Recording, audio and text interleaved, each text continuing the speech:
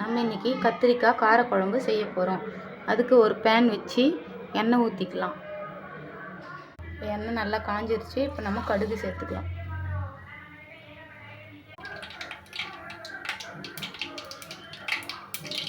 இப்போ நம்ம கையில் அரைச்ச வெங்காயம், பூண்டு, கருவேப்பிலை இதை சேர்த்து கலக்கிக்கலாம். இப்போ ஒரு டேபிள் ஸ்பூன் அளவு மஞ்சள்தூள் சேர்த்துக்கலாம். இப்போ இது நல்லா வதங்கியாச்சு.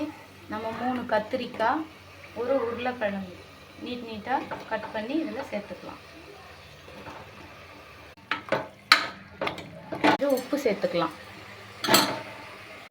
தக்காளி, தேங்காய், மிளகாத்தூள் சேர்த்து அரைச்சி எடுத்துகிட்டு வந்திருக்கோம். கையில் அரைச்சிருக்கோம். இதை நம்ம இதில் சேர்க்க போகிறோம். இப்போ இதை இதில் சேர்த்துடலாம்.